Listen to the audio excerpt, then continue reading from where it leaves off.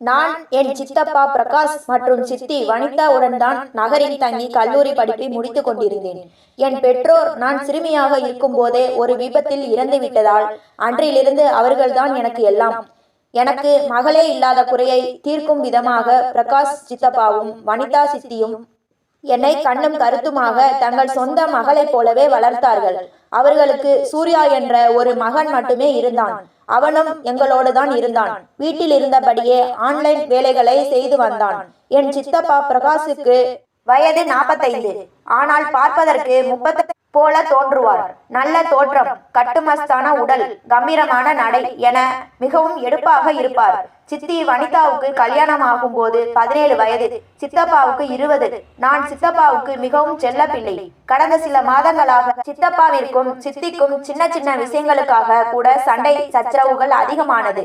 சித்தி வனிதா எப்போதும் எதற்கெடுத்தாலும் குறை கண்டு சத்தம் போட்டுக்கொண்டே இருப்பார். அதனால் நான் பெரும்பாலும் சித்தப்பா பக்கம்தான் பேசுவேன். இதனாலேயே சித்தி மெல்ல மெல்ல என் மீது கோபமடைய தொடங்கினார். கல்லூரிக்கு விடுமுறை விடப்பட்டிருந்த நேரம் அது. நீண்ட நாட்களுக்கு பிறகு வீட்டுக்கு சித்தப்பாவை பார்க்க போகிறேன் என்ற உற்சாகத்தில் இருந்தேன். சித்தப்பா எனக்கு வேண்டிய அனைத்தையும் வாங்கி கொடுப்பார், கொஞ்சுவார். சித்தி மட்டும் எதற்கெடுத்தாலும் குறை கூறுவார் என்பதால் நாங்கள் அவரை பெரிதாக கண்டுகொள்வதில்லை. நான் வீட்டிற்கு சென்ற போது கதவு பாதி திறந்திருந்தது. உள்ளே சென்று பார்த்தால் யாருமே இல்லை. என் மனதுக்குள் ஏதோ சரியில்லை என்ற சந்தேகம் எழுந்தது. சமையலறை, ஹால், படுக்கையறைகள் என எல்லா இடங்களிலும் தேடினேன். யாரும் கண்ணில் படவில்லை. கடைசியாக சித்தப்பா சித்தி என் படுக்கை அறையில் இருந்த குளியல் அறைக்குள் சென்று பார்த்தபோது கதவு பூட்டி இருந்தது. நான் குரல் கொடுத்த போது உள்ளே இருந்து சித்தப்பாவின் குரல் கேட்டது. அப்போதுதான் நிம்மதி வந்தது. சித்தப்பா மட்டும் தனியாக இருக்கிறார் என்று புரிந்தது. அவர் வெளியே வந்ததும் சித்தி மற்றும் சூர்யாவை பற்றி விசாரித்தேன். சித்தப்பா எதுவும் பேசவில்லை. அவர் மிகவும் அமைதியாகவும் ஏதோ ஒரு விதமான மன உளைச்சலுடனும் காணப்பட்டார். அவர் இப்படி இருந்ததில்லை. நான் பதற்றத்துடன் மீண்டும் சித்தியை பற்றி கேட்டபோதும் அவர் பதில் சொல்லவில்லை.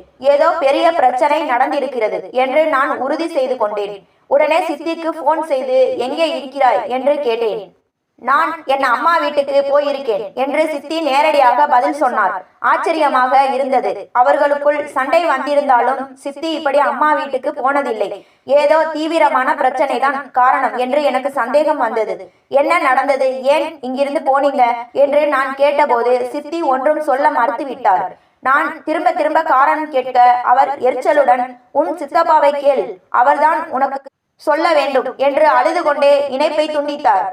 நான் சித்தப்பாவிடம் சென்று என்ன நடந்தது என்று கேட்டேன். அவர் எதுவுமே சொல்ல தயாராக இல்லை. சிறிது நேரத்தில் சூர்யா அண்ணன் வீட்டுக்கு வந்தான். அவனிடமும் என்ன நடந்தது என்று கேட்டேன். அவனுக்கும் அவர்கள் சண்டையின் காரணம் தெரியவில்லை.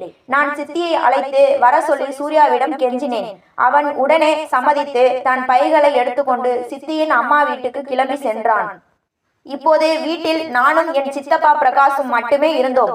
சித்தப்பா உடல்நிலை சரியில்லாதது போல காணப்பட்டதால் நான் அவருக்கு சாப்பிட மாத்திரை கொடுத்துவிட்டு ஓய்வெடுக்க சொன்னேன். மறுநாள் காலை வழக்கம் போல் சித்தப்பா நடைபயிற்சிக்கு சென்றார். சுமார் 9 மணி அளவில் எனக்கு ஒரு அறிமுகமில்லாத எண்ணில் இருந்து அழைப்பு வந்தது. உங்கள் சித்தப்பாவுக்கு விபத்து ஏற்பட்டுள்ளது. அவர் தலையிலும் காலிலும் பலத்த காயம். உடனடியாக மருத்துவமனைக்கு வாருங்கள். நான் உடனே ஸ்கூட்டியை எடுத்துக்கொண்டு அவர்கள் சொன்ன மருத்துவமனைக்கு பறந்தேன். அது சித்தப்பாவின் நண்பரான டாக்டர் அருண் அவர்களின் மருத்துவமனை. டாக்டர் அருண் சித்தப்பாவின் தலையில் கட்டு போட்டு காலில் பிளாஸ்டர் போட்டிருந்தார். உடனே நான் சித்திக்கு போன் செய்து நடந்ததை சொன்னேன். ஆனால் சித்தி என் பேச்சை கொஞ்சமும் நம்பவில்லை. நாங்கள் இருவரும் சேர்ந்து சித்தியை வரவழைக்க நாடகம் ஆடுவதாக அவர்கள் நினைத்து கொண்டார். டாக்டர் அருண் சித்தப்பாவுக்கு சில மாத்திரைகள் கொடுத்துவிட்டு ஒரு வாரத்தில் மீண்டும் வர சொன்னார்.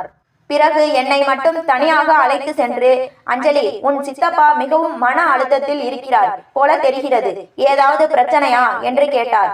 சித்தப்பாவிற்கும் சித்திக்கும் சண்டை நடந்ததாகவும் சித்தி கோபமாக அம்மா வீட்டுக்கு போய்விட்டதால் தான் சித்தப்பா மன உளைச்சலில் இருக்கிறார் என்றும் சொன்னேன். டாக்டர் அருண் அதை புரிந்து கொண்டு, ஒருவேளை இந்த காரணம்தான் அவருக்கு மனதளவில் பெரிய பாதிப்பை ஏற்படுத்தி இருக்கலாம். நீ அவர் கூடவே இருந்து நன்றாக கவனித்துக்கொள். மேலும் சீக்கிரம் சித்தியை வீட்டுக்கு வரவழை. அவர் கஷ்டப்படும்படி எதையும் பேசவோ நடந்து கொள்ளவோ வேண்டாம் என்று அறிவுறுத்தினார். கண்டிப்பாக நான் சித்தப்பாவை கவனமாக பார்த்து கொள்கிறேன். சித்திக்கும் மீண்டும் போன் செய்து உண்மையை சொல்கிறேன் என்று நான் உறுதியளித்தேன். டாக்டர் அருண், சரி, இப்போ இவரை அழைச்சிட்டு போ, ஒரு வாரத்தில் மீண்டும் கூட்டிட்டு வா, கட்டு மாற்றுவதற்கு நான் நர்ஸை வீட்டுக்கே அனுப்பி வைக்கிறேன் என்றார். நான் சித்தப்பாவை வீட்டிற்கு அழைத்து வந்து படுக்கை அறையில் படுக்க வைத்தேன். மீண்டும் சித்திக்கு போன் செய்து நடந்த அத்தனை விஷயங்களையும் சொன்னேன். ஆனாலும் சித்திக்கு இன்னும் நான் சித்தப்பாவுடன் சேர்ந்து நாடகம் ஆடுகிறேன் என்றுதான் தோன்றியது. அவர் எதுவாக இருந்தாலும் நான் இனிமேல் அந்த மனிதனுடன் வாழ வரமாட்டேன் என்று பிடிவாதமாக கூறினார். நான் சித்தியை எவ்வளவோ சமாதானம் செய்ய முயன்றும் அவர் கேட்கும் மனநிலையில் இல்லை. அப்படியானால் சூர்யாவையாவது அனுப்பி வை என்று நான் கேட்டேன். அதற்கு சித்தி, இனி அவன் என்னுடன் தான் இருப்பான், நீ உன் சித்தப்பாவை பார்த்துக்கொள் என்று சொல்லிவிட்டு இணைப்பை துண்டித்தார். எனக்கு என்ன செய்வது என்றே புரியவில்லை. இவர்கள் இருவருக்கும் இடையில் நடந்தது என்ன? சித்தி இவ்வளவு பிடிவாதமாக இருக்கிறாரே, சித்தப்பா ஏன் எதுவும் சொல்ல மறுக்கிறார்? இந்த குழப்பத்தில் எனக்கு என் சித்தப்பாவின் உடல்நிலை மீதும் பயம் அதிகரித்தது. என் கல்லூரி விடுமுறையும் முடிய போகிறது. ஆனால் அவரை இந்த நிலையில் விட்டு செல்ல மனமில்லை. நான் கல்லூரிக்கு விடுமுறை விண்ணப்பம் எழுதி மேலும் சில நாட்கள் விடுமுறை கேட்டேன். 2-3 நாட்கள் இப்படியே சென்றன. என் வேலை முழுவதும் சித்தப்பாவை பராமரிப்பதிலேயே கழிந்தது. சித்தப்பா மிக அமைதியாக ஒரு வார்த்தை கூட பேசாமல் இருந்தார். ஒரு நாள் இரவு நாங்கள் இருவரும் இரவு உணவு முடித்து நான் சித்தப்பாவுக்கு பாலில் மஞ்சள் கலந்து கொடுப்பதற்காக அவரது அறைக்கு போனேன். அவர் அதை குடித்து முடித்ததும் நான் கிளாஸை எடுத்துக்கொண்டு திரும்பினேன். அப்போது சித்தப்பா என் கையை பிடித்து தன்னோடு சேர்த்து இழுத்தார். அவர் கட்டிலில் இருந்ததால் நான் அவர் மேல் போய் விழுந்தேன். சித்தப்பா ஏதோ பைத்தியம் பிடித்தவர் போல் உளரத் தொடங்கினார். அவர் என்னை வனிதா என்று நினைத்து கொண்டார் போலிருக்கிறது. நீ எங்கே போயிருந்தாய்? இப்போதுதானா வந்தாய்? என்னை தனியாக விட்டு போகாதே என்று புலம்பினார். பிறகு என் கையை பிடித்து கொண்டு, உன்னால் என்னை தாங்கிக் கொள்ள முடியவில்லை, நீ இல்லாமல் என்னால் இருக்க முடியாது என்று சொல்லிவிட்டு என் உதட்டில் முத்தமிட்டார். அவரது இந்த செயல் என்னை பயமுறுத்தியது. எல்லாம் மிக வேகமாக நடந்து முடிந்தது. நான் எப்படியோ அவரிடமிருந்து விலகி, சித்தப்பா என்ன செய்கிறீர்கள்? நான் உங்கள் மகள் அஞ்சலி, சித்தி வனிதா இன்னும் வரவில்லை என்று கத்தினேன். அதற்கு சித்தப்பா கோபத்துடன், இல்லை, நீதான் என் மனைவி, நீ என் மனைவி என்று உருமினார். அவர் அப்படி சொன்னதும் அவரது கைகள் நடுங்கத் தொடங்கின. அவர் வாயில் நுரை தள்ளியது. அவர் மயங்கிவிட்டார். நான் பயந்து போய் உடனடியாக டாக்டர் அருணுக்கு தொலைபேசியில் அழைத்தேன். நடந்த அத்தனையும் சொன்னேன். அவர் உடனே எங்கள் வீட்டிற்கு வந்தார். வந்தவுடன் நான் சொன்ன அனைத்தையும் கேட்ட பிறகு டாக்டர் அருண், பார்மா மகளே, உன் சித்தி அம்மா வீட்டிற்கு போன அதிர்ச்சி அவருக்கு மனதளவில் மிக பெரிய பாதிப்பை ஏற்படுத்தி இருக்கிறது. அதனால் தான் உன்னை பார்த்தால் அவருக்கு உன் சித்தியாக தெரிகிறது. நீ எவ்வளவு சீக்கிரம் முடியுமோ அவ்வளவு சீக்கிரம் உன் சித்தியை வரவழைக்க பார் என்று கூறினார். நான் உடனடியாக சித்திக்கு அழைக்க முயன்றேன். அவர் என் பேச்சை கேட்க தயாராக இல்லை. நான் போனை டாக்டர் அருணிடம் கொடுத்தேன். அவர் சித்தியுடன் பேச ஆரம்பித்தார். ஆனால் டாக்டர் அருண் சித்தப்பாவின் நண்பர் என்பது சித்திக்கு தெரியும். நீங்களும் இவளும் உங்கள் நண்பரும் சேர்ந்து நாடகம் ஆடுகிறீர்கள், நான் வரமாட்டேன் என்று சித்தி டாக்டர் அருண் பேசியதையும் கேட்காமல் போனை துண்டித்தார். இப்போது முழு பொறுப்பும் என் தோள்களில் விழுந்தது. இதை பற்றி நான் ஏதாவது செய்தாக வேண்டும். டாக்டர் அருண் என்னிடம், அஞ்சலி, நிலைமை மிகவும் கடினமாக இருக்கிறது. உன் சித்தி பேசுவதாக தெரியவில்லை. உன் சித்தப்பா சீக்கிரம் குணமடைய வேண்டும் என்று நீ நினைத்தால் ஒரு விஷயம் செய்ய வேண்டும். அது கொஞ்சம் விசித்திரம்தான். ஆனால் சில நாட்களுக்கு உன் சித்தப்பாவுக்காக இந்த துன்பத்தை சகித்துதான் ஆக வேண்டும் என்றார். எந்த விஷயம் டாக்டர் என்று நான் கேட்டேன். அதாவது சில நாட்களுக்கு உன் சித்தப்பா செய்யும் எதற்கும் நீ எதிர்ப்பு தெரிவிக்க கூடாது. கொஞ்சம் பொறுமையாக இரு. அமைதியாகவும் மென்மையாகவும் அவரிடம் பழகு. சில நாட்களில் அவர் இயல்பு நிலைக்கு திரும்பி விடுவார்.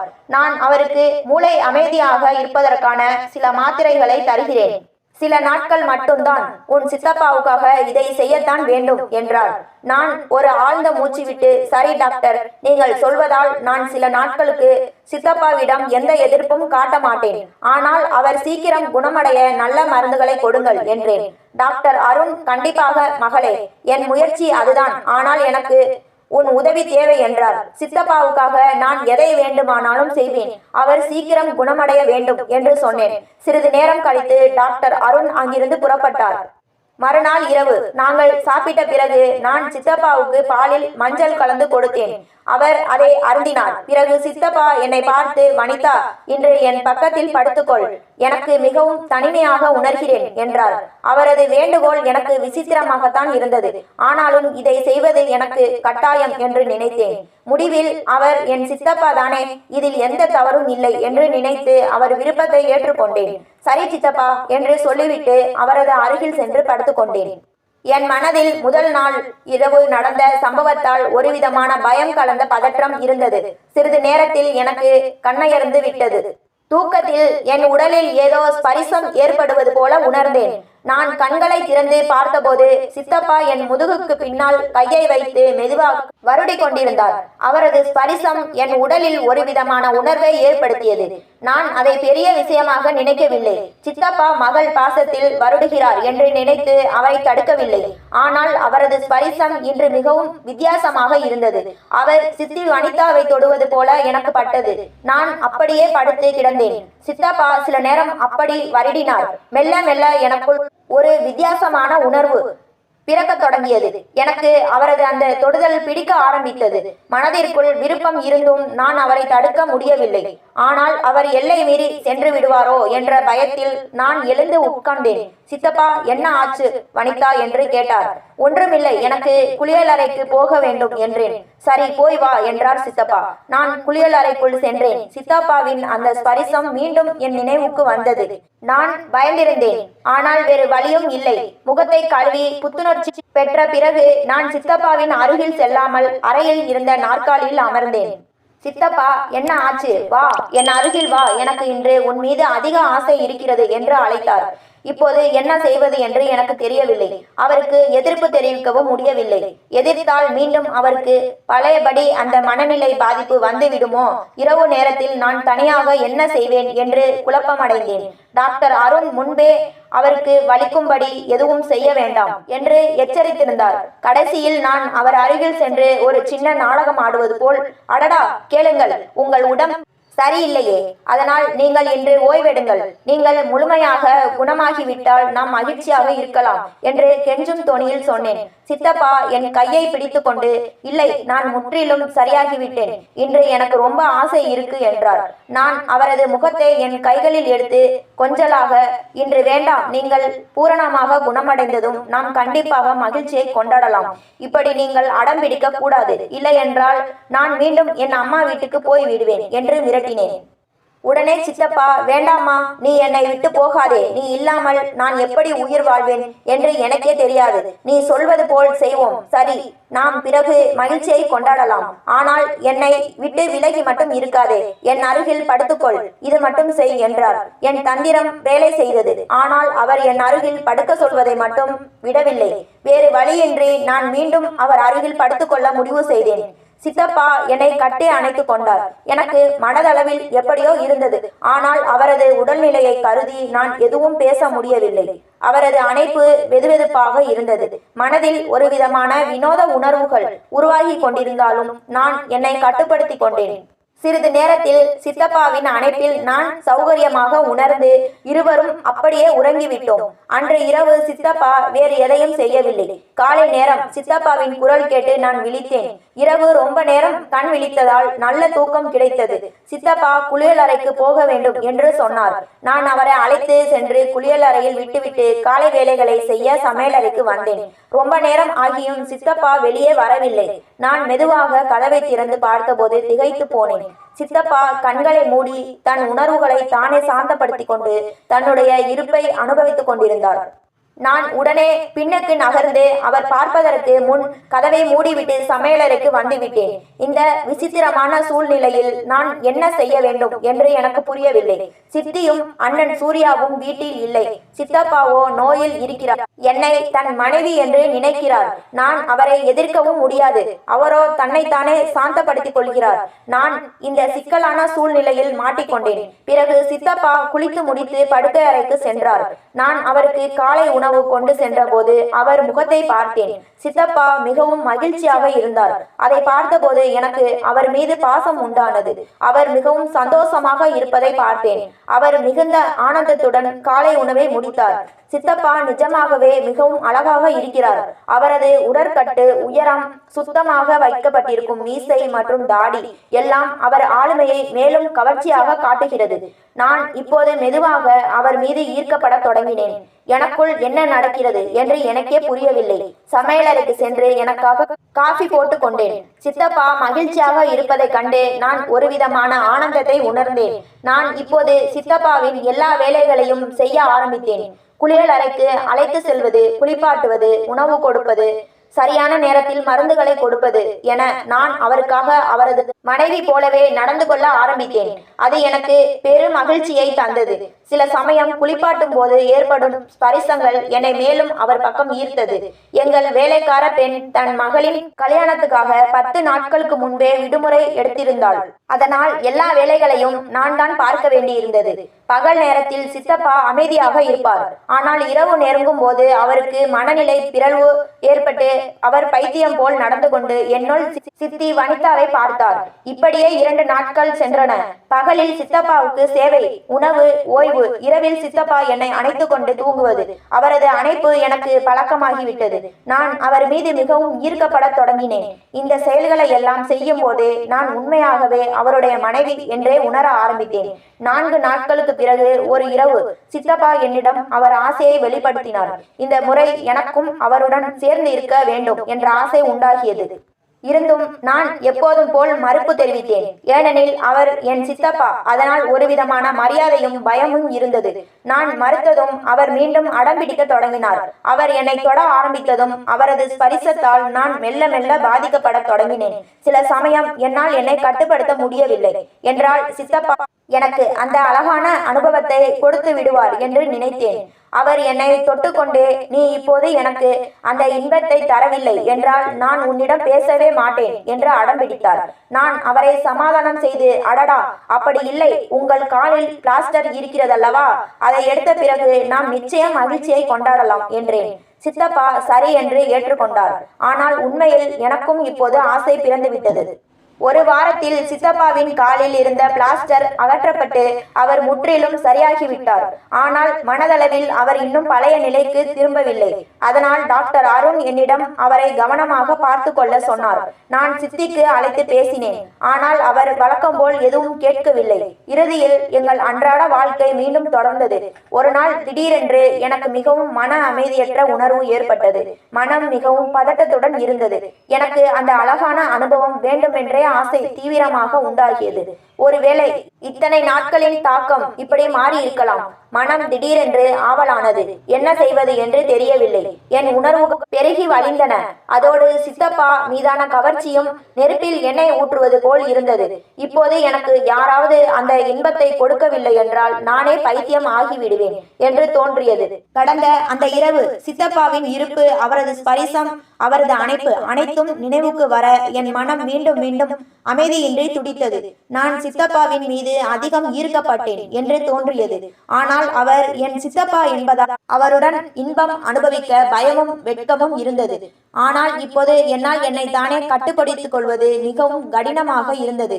நான் என் மனதிற்குள் நினைத்தேன், எனக்கே இவ்வளவு ஆசை இருக்கும்போது சித்தப்பாவுக்கு எவ்வளவு இருந்திருக்கும். அவருக்கு தான் அந்த விஷயத்தை பழக்கம் இருக்கிறதே, அவர் ஏன் அப்படி செய்ய மாட்டார்? கடைசியில் நான் முடிவெடுத்தேன், சித்தப்பா எப்படியும் நோய்வாய்ப்பட்டு இருக்கிறார். அவருக்கு அந்த பைத்தியக்காரத்தனமான உந்துதல்கள் வருகின்றன. அவருக்கு எதுவும் ஞாபகம் இருக்க போவதில்லை. நாங்கள் இரவு உணவு முடித்து உட்கார்ந்திருந்தோம். மணி இரவு 10 இருக்கும். நான் சமையலறைக்கு சென்று பாத்திரங்களை கழுவி கொண்டிருந்தேன். அப்போது சித்தப்பா என்னை அவர் மனைவி வனிதா என்று நினைத்து பின்னால் இருந்து வந்து என்னை கட்டி அணைத்து கொண்டார். அவர், வனிதா வா, வேலையை விடு என்று சொல்லி அப்படியே என்னை படுக்கை அறைக்கு அழைத்து சென்றார். நான் சென்று கட்டிலில் அமர்ந்தேன். அப்போது சித்தப்பா நான் அணிந்திருந்த பஞ்சாபி உடையை பார்த்து, வனிதா, நீ என்ன இது அணிந்திருக்கிறாய்? போ, உடனே நைட்டி போட்டு வா என்றார். நான் உடனே சென்று உடை மாற்றி கொண்டு வந்தேன். நான் யோசித்தேன், இன்று நான் தப்ப முடியாது. இன்று எனக்கு சொர்க்கத்தை காட்டுவார். பயமும் இருந்தது. ஏனெனில் சித்தப்பா இத்தனை நாட்களின் பசியை என் மீது காட்டுவார். நான் நைட்டி அணிந்து தலை குனிந்தபடி அங்கு வந்து நின்றேன். சித்தப்பா என்னை அருகில் இழுத்து எப்போதும் போல் அணைத்து கொண்டார். அவர் என் முதுகில் கையை வைத்து வருடினார். அவரது ஸ்பரிசத்தால் என் கட்டுப்பாடு உடைந்தது. நான் மிகவும் பாதிக்கப்பட்டு நானும் அவருக்கு பதிலளிக்க தொடங்கினேன். சித்தப்பாவின் மூச்சு அதிகரித்தது. அவர் தன் உதடுகளை என் உதடுகளின் அருகில் கொண்டு வந்தார். என் கண்களும் தானாக மூடிக்கொண்டன. நானும் அவருக்கு பதிலளிக்க ஆரம்பித்தேன். மெல்ல மெல்ல சித்தப்பாவின் வெறி அதிகரித்தது. அவர் என் உடலின் ஒவ்வொரு இடத்தையும் ஆரம்பித்தார். அவரது ஸ்பரிசத்தால் நான் வசீகரிக்கப்பட்டேன். என் சுவாசத்தின் வேகம் அதிகரித்தது. என் உடல் சித்தப்பாவின் இருப்புக்காக ஆவலானது. நான் சித்தப்பாவிடம், இப்போது உங்கள் இருப்பு எனக்கு தேவை. என் வாழ்க்கையை நீங்கள் ஆனந்தத்தால் நிரப்புங்கள் என்றேன். நான் இப்படி பேசியது சித்தப்பாவை மேலும் உற்சாகப்படுத்தியது. அவர் என்னுடன் அன்பு செய்ய தொடங்கினார். மெல்ல மெல்ல நாங்கள் எல்லா தடைகளிலிருந்தும் விடுபட்டோம். பிறகு சித்தப்பா என் நாசுக்கான வாழ்க்கையில் தன் உணர்வை புகுத்தினார். அது எனக்கு மின்சாரம் தாக்கியது போல் இருந்தது. எனக்கு அவரது உணர்வு தாங்க முடியாததாக இருந்தது. ஆனால் சித்தப்பா அதில் மிகவும் உற்சாகமாக இருந்தார். டாக்டர் அருண் சொன்னது போல் அவருக்கு எதிர்ப்பு தெரிவிக்க கூடாது என்பதால் நான் அதை சகித்து கொண்டேன். சித்தப்பா இப்போது பைத்தியம் போல் நடந்து கொண்டார். அவரது உணர்வு எனக்கு பயத்தையும் அளித்தது.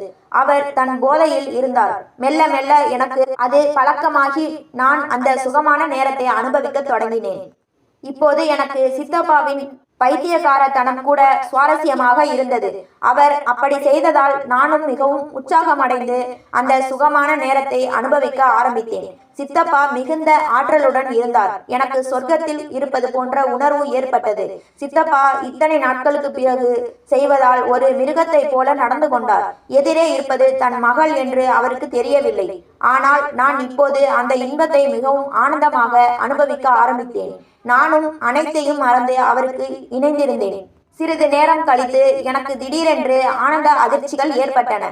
நான் வானத்தில் உயரமாக பறப்பது போல் உணர்ந்தேன். நான் அந்த அழகிய ஆனந்தமான தருணங்களில் மிதப்பதாக உணர்ந்தேன். நான் மிகவும் மகிழ்ச்சியில் இருந்தேன். எனக்கு அந்த அழகிய நேரத்தில் ஒரு வித்தியாசமான அனுபவம் கிடைத்தது. தன் பைத்தியக்காரத்தனம் என்னை பரலோகத்திற்கே அனுப்பிவிட்டது என்று சித்தப்பாவுக்கு தெரியவில்லை. திடீரென்று என் வாழ்க்கையில் ஆனந்த அலைகள் உண்டாகின. சில நொடிகளில் எனக்கு மிகவும் இலகுவாக உணர்ந்தேன். எனக்கு ஒரு வித்தியாசமான இன்பமும் திருப்தியும் கிடைத்தது. நான் ஆனந்தமாக அந்த தருணங்களை அனுபவித்து மயங்கி போனேன். என் கால்கள் தளர்ந்து எனக்கு மிகுந்த திருப்தி கிடைத்தது. சிறிது நேரத்தில் சித்தப்பாவும் அந்த தருணத்தை அடைந்து சத்தம் போட்டு அமைதியானார். அவர் என் வாழ்க்கையை ஆனந்தத்தால் நிரப்பினார். எனக்கு அவரது உணர்வில் ஒரு வித்தியாசமான இன்பம் கிடைத்தது. கடைசியில் அவர் அமைதியானார். அவர் மிகவும் ஆனந்தமாக தெரிந்தார். அவர் முகத்தில் மிகுந்த திருப்தி தெரிந்தது. அவர் ஆனந்தமாக இருப்பதைக் கண்டு எனக்கும் மிகவும் மகிழ்ச்சி ஏற்பட்டது. இறுதியில் நாங்கள் இருவரும் அமைதியாகி அப்படியே உறங்கிவிட்டோம். மறுநாள் காலை நாங்கள் தாமதமாக எழுந்தோம். வழக்கம் போல் எல்லா கடமைகளையும் முடித்தோம். இப்போது நான் என்னையே சித்தப்பாவின் அரை விழுங்கினியாக உணர ஆரம்பித்தேன். சித்தி வனிதாவையும் மறந்துவிட்டேன். அன்று நான் சித்தியின் உடைகளை அணிந்து மேக்கப் போட்டு சித்தப்பா முன் சென்று நின்றேன். என்னை பார்த்ததும் சித்தப்பா மிகவும் ஆனந்தமாகி உற்சாகத்துடன் சிரித்தார். அவர் மகிழ்ச்சியுடன், வனிதா, உனக்கு ஞாபகம் இருக்கிறதா? நீ என்னிடம் ஒரு முறை என்ன சொன்னாய் என்று கேட்டார். நான் ஆச்சரியத்துடன் என்ன சொன்னேன் என்று கேட்டேன். அதுதான், நீ என் நண்பனுக்கும் ஒரு முறை அந்த இன்பத்தை கொடுப்பேன் என்று சொன்னாயே என்றார். அவர் சொன்னதை கேட்டு என் காலடியில் இருந்த பூமி விலகியது. எனக்கு பெரிய அதிர்ச்சி ஏற்பட்டது. ஒருவேளை சித்தப்பாவின் இந்த வற்புறுத்தலால் தான் சித்தி அம்மா வீட்டுக்கு போயிருப்பாரோ என்று மனதில் ஒரு பயம் உண்டாகியது. ஆனால் நான் பயம் காட்டாமல் உண்மை என்னவென்று அறிய ஆசைப்பட்டேன். ஆம், நான் சொன்னேன் என்றேன். சித்தப்பா, அப்படியானால் இப்போது உனக்கு எந்த தடையும் இல்லை அல்லவா என்று கேட்டார். நான், எனக்கு என்ன தடை இருக்க போகிறது என்றேன். பிறகு அவர், நீ இந்த விஷயத்திற்கு முன்பு தயாராக இல்லை. அதற்காகத்தான் நீ எவ்வளவு சத்தம் போட்டாய். என்னை கூட விட்டுவிட்டு அம்மா வீட்டுக்கு போக கிளம்பினாய் என்றார். சித்தப்பாவின் இந்த வார்த்தைகளை கேட்டதும் என் காலடியில் இருந்த பூமி விலகியது போல் ஆனது. ஆனால் நான் என்னை கட்டுப்படுத்தி கொண்டு அந்த நண்பரின் பெயரை கேட்டேன். நான் அவரிடம் செல்லமாக, சரி, நான் வேண்டாம் என்றுதான் சொன்னேன். ஆனால் நீங்கள் உங்கள் அந்த நண்பரின் பெயரை சொன்னால் நான் நிச்சயமாக யோசிப்பேன். ஏனெனில் அவர் உங்களைப் போலவே இருக்க வேண்டும் அல்லவா என்றேன். சித்தப்பா சிரித்து கொண்டே, அட, அவருடைய அனுபவத்தால் நீ மிகவும் ரசிப்பாய். நீ ஆனந்தத்தில் பைத்தியமாகவே ஆகிவிடுவாய் பார் என்றார். சித்தப்பா உடனே அவர் பெயரை கூறினார். அதை கேட்டு நான் நிஜமாகவே யோசிக்க ஆரம்பித்தேன். நான் விளையாட்டுத்தனமாக கேட்டபோதும் சித்தப்பா பிரகாஷ் சிரித்து கொண்டே சொன்ன அந்த பெயரை கேட்டதும் நான் உறைந்து போனேன். அட, நீ ஏன் பயப்படுற வனிதா? அவருக்கு நீ இன்பத்தை கொடுத்தால் உனக்கு மிகவும் பிடிக்கும். அவர்தான் என் உயிர் நண்பன் டாக்டர் அருண். டாக்டர் அருண். எனக்கு மீண்டும் பேரதிர்ச்சி ஏற்பட்டது. எங்கள் குடும்ப நெருக்கடிகள் அனைத்தையும் அறிந்த சித்தப்பாவுக்கு சிகிச்சை அளித்த என்னை தன் மகள் போல கவனித்துக் கொள்ள சொன்ன அதே டாக்டர் அருண் தான் அவர். அப்போதுதான் சித்தப்பாவின் அடுத்த வார்த்தைகள் என் சந்தேகத்தை உறுதிப்படுத்தின. நீ இந்த விஷயத்திற்கு முன்பு தயாராக இல்லை. அதற்காகத்தான் நீ எவ்வளவு சத்தம் போட்டாய். என்னை கூட விட்டுவிட்டு அம்மா வீட்டுக்கு போக கிளம்பினாய் என்றார் பிரகாஷ். எனக்கு எல்லாம் இப்போது தெளிவாக புரிந்தது. சித்தி வனிதா ஏன் அம்மா வீட்டுக்கு போனார்? அவர் ஏன் எங்களை நாடகமாடுவதாக கூறினார்? ஏன் அவர் மீண்டும் வர மறுக்கிறார் என்று இப்போது முழுமையாக புரிந்து கொண்டேன். சித்தப்பாவின் விசித்திரமான ஆசைகளும் அதற்கு சித்தி வனிதா ஒத்துழைக்க மறுத்ததாலுமே இந்த சண்டைகளும் குடும்ப பிளவும் நடந்திருக்கிறது. என் காலடியில் இருந்த பூமி மீண்டும் விலகியது. நான் இப்போது மன உளைச்சலில் இருக்கும் சித்தப்பாவின் பைத்தியக்காரத்தனமான ஆசைக்கு இணங்கி அவர் மீதான ஈர்ப்பால் என் சித்தியின் இடத்தை பிடித்து விட்டேன். அது மட்டுமல்ல, அவர் இப்போது என் மூலம் சித்தியிடம் நிறைவேறாத ஒரு ஆசையை அதுவும் தன் நண்பனுடன் நிறைவேற்ற திட்டமிடுகிறார். எனக்கு தலை சுற்றியது. ஆனால் சித்தப்பாவின் முகத்தை பார்த்தேன். அவர் இன்னும் சந்தோஷமாகவும் தன் கற்பனை உலகத்திலேயே இருப்பதை போலவும் தெரிந்தார். இப்போது அவருக்கு உண்மையை சொன்னால் மீண்டும் நிலைமை மோசமாகிவிடும். ஒருவேளை அந்த பிளாஸ்டர் நீக்கிய பிறகு அவருக்கு அதிக மன உளைச்சல் ஏற்பட்டால் என்ன செய்வது? நான் இத்தனை நாள் செய்த தியாகமும் என் உணர்வுகளும் வீணாகிவிடுமே. நான் ஆழ்ந்த யோசனைக்கு பிறகு என் முடிவை எடுத்தேன். நான் சித்தப்பாவின் அருகில் சென்று அவரது கழுத்தை கட்டி அணைத்து, சரி பிரகாஷ், நீங்கள் என் மீது இவ்வளவு பாசம் வைத்திருக்கிறீர்கள் அல்லவா? உங்கள் சந்தோஷத்துக்காக நான் என்ன வேண்டுமானாலும் செய்வேன். ஆனால் அதற்கு முன்னால் ஒரு நிபந்தனை என்றேன் கொஞ்சலாக. சித்தப்பா உற்சாகத்துடன், என்ன நிபந்தனை வனிதா? நீ எதை கேட்டாலும் தருவேன் என்றார். நீங்கள் இப்போது முழுமையாக குணமடைய வேண்டும். உங்கள் மனக்குழப்பம் எல்லாம் நீங்கி பழைய பிரகாஷ் சித்தப்பா மாற வேண்டும். டாக்டர் அருணை கூப்பிடுங்கள். அவர் உங்களுக்கு சிகிச்சை செய்யும் போது நான் அவரிடம் பேசி அவரை சம்மதிக்க வைக்கிறேன். நீங்கள் நலமடைந்த பிறகு நாம் இதை பற்றி பேசலாம். அப்போதுதான் எனக்கும் சந்தோஷமாக இருக்கும் என்று உணர்வுபூர்வமாக பேசினேன். என் இந்த பேச்சு சித்தப்பாவை மேலும் உருக்கியது. சரி சரி வனிதா, நீ சொல்வது போல் செய்கிறேன். நான் சீக்கிரம் குணமடைகிறேன். நீ எனக்காக காத்திருக்க வேண்டும் என்று அவர் சம்மதித்தார். நான் மீண்டும் டாக்டர் அருணுக்கு தொலைபேசியில் அழைத்து, டாக்டர், சித்தப்பா இப்போது மிகவும் மகிழ்ச்சியாக இருக்கிறார். அவருக்கு வேறு எந்த மன உளைச்சலும் வரக்கூடாது என்பதற்காக நான் அவர் இஷ்டப்படி நடந்து கொள்கிறேன். அவருக்கு இன்னும் கொஞ்சம் சிகிச்சை கொடுங்கள் என்று கெஞ்சினேன். டாக்டர் அருண் சித்தப்பாவை பரிசோதனை செய்த போது அவரது மனநிலை மிகவும் மேம்பட்டிருப்பதை கண்டறிந்தார். அவர் தன் சிகிச்சையை தீவிரப்படுத்தினார். சித்தப்பாவின் மனம் தான் அன்புக்குரியவனால் கவனிக்கப்படுகிறோம் என்ற உணர்வினால் மெல்ல மெல்ல இயல்பு நிலைக்கு திரும்ப தொடங்கியது. சில வாரங்களுக்கு பிறகு சித்தப்பா பிரகாஷ் தன் மனைவியை பிரிந்து வாழ்ந்ததால் வந்த மன உளைச்சலிலிருந்து முற்றிலும் விடுபட்டார். அவரது பைத்தியக்காரத்தனமான ஆசைகள் அனைத்தும் மறைந்து நான் தன் மகள் அஞ்சலி என்ற உணர்வு மீண்டும் வந்தது. ஆனால் நான் அவரை பராமரித்த அந்த நாட்கள், எனக்கு அவர் மீது ஏற்பட்ட கவர்ச்சி, சித்தியின் உடையணிந்து அவருடன் வாழ்ந்த அந்த சுகமான இரவுகள், இது அனைத்தும் என் மனதின் ஆழத்தில் நிரந்தரமாக பதிந்துவிட்டது. நான் என் உணர்வுகளை யாருக்கும் வெளிப்படுத்தாமல் சித்தப்பாவை ஒரு பாசமுள்ள தந்தையாகவே பார்க்க தொடங்கினேன். நான் சித்தி வனிதாவுக்கு போன் செய்து பிரகாஷ் சித்தப்பா முற்றிலுமாக குணமடைந்து விட்டதாகவும் அவரை திரும்பி வந்து பார்க்குமாறு கெஞ்சினேன். சூர்யா அண்ணனும் வனிதாவை சமாதானம் செய்ய உதவினான். கடைசியில் வனிதா சித்தி மீண்டும் வீட்டுக்கு திரும்பினார். சித்தப்பாவும் சித்தியும் சமாதானமானார்கள். குடும்பம் மீண்டும் ஒன்று சேர்ந்து அஞ்சலியாகிய நான் என் மனதின் இன்ப ரகசியங்களை யாருக்கும் சொல்லாமல் மீண்டும் கல்லூரிக்கு புறப்பட்டேன். முடிவில் என் சித்தப்பாவுக்கு நான் என் மனதை, என் உணர்வுகளை தியாகம் செய்து ஒரு தந்தையை மீட்டேன். ஆனால் என் மனதில் என் தந்தையின் சாயலில் இருந்த அந்த ஆண் மகனின் நினைவுகள் மட்டும் ஒரு அழகிய ரகசியமாக, இன்ப கனவாக என்றென்றும் நிலைத்து நிற்கும். இது போன்ற கதைகளை தொடர்ச்சியாக கேட்க லைக் பண்ணுங்க, ஷேர் பண்ணுங்க, கமெண்ட் பண்ணுங்க, மறந்துடாம சப்ஸ்கிரைப் பண்ணுங்க.